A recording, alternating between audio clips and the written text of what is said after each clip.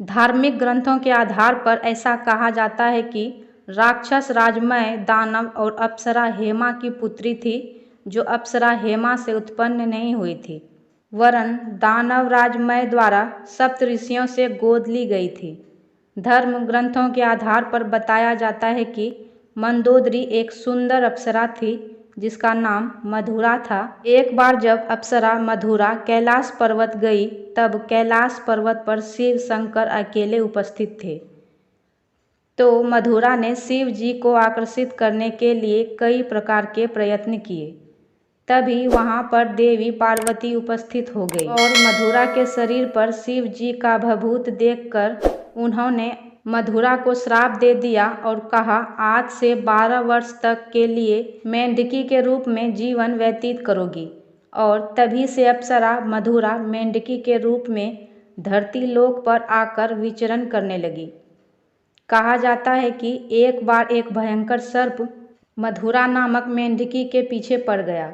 मधुरा अपने प्राण रक्षा करने के लिए भागने लगी और भागते भागते सप्त ऋषियों के आश्रम तक पहुंच गई। वहां पर एक खीर का बहुत बड़ा बर्तन रखा हुआ था, जिसमें खीर भी बन रही थी, लेकिन वहां पर कोई साधु महात्मा उपस्थित नहीं थे।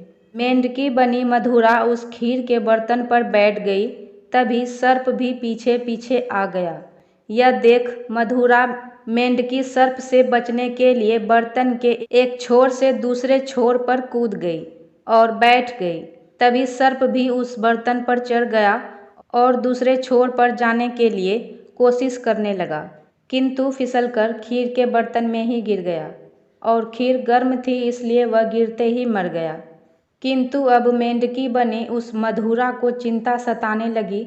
अगर ऋषिगण यह खीर खाते हैं तो उनकी मृत्यु हो जाएगी। कुछ सोचने के बाद वह ऋषियों के इंतजार में उसी बर्तन पर बैठी रही और जैसे ही ऋषिगण वहां आए, मधुरा रूपी मेंढकी तुरंत खीर के बर्तन में कूद गई। यह सब देख ऋषियों ने सोचा, यह खीर अब खाने योग्य नहीं है, और उन्होंने खीर फैला दी। तभी उस बर्तन में मेंढकी के अलावा उन्होंने एक सर्प को मृत अवस्था में पाया। यह देखकर सब ऋषि तुरंत समझ गए कि इस मेंढकी ने हमारी जान बचाने के लिए अपने प्राणों का बलिदान दे दिया।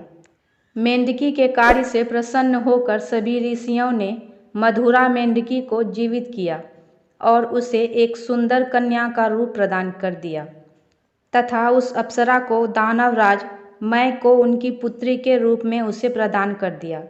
मंदोदरी दानवराज मय तथा हेमा नामक अप्सरा की पुत्री थी।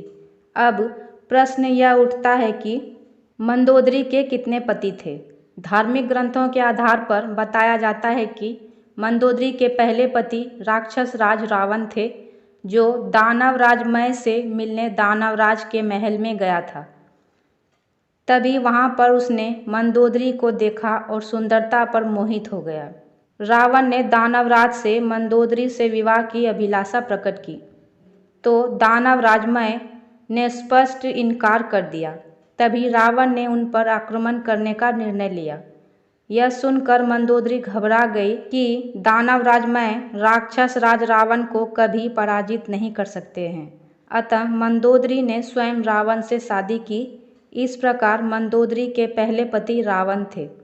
रामायण के अनुसार कहा जाता है कि मंदोदरी के दूसरे पति विभीषण हैं। जब राम और रावण युद्ध में रावण का वध हुआ तो मंदोदरी युद्ध स्थल पर पहुंची। तब भगवान श्री राम ने कहा, हे देवी, तुम एक पतिव्रता नारी हो और मायावी राक्षस राज रावण की विधवा भी हो, किंतु यह होना ही था।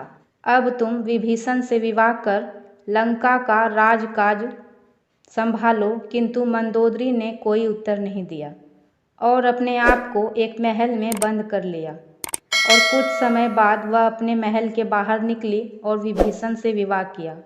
किंतु यह तर्क संगत नहीं है। इतनी महान, ज्ञानी और पतिव्रता नारी ऐसा निर्णय नहीं ले सकती। लेकिन मान्यता है कि विभीषण ही मंदोदरी के दूसरे पति थे। वीडियो अगर अच्छा लगे तो मेरे वीडियो को लाइक करें और मेरे चैनल को सब्सक्राइब करना ना भूलें। धन्यवाद।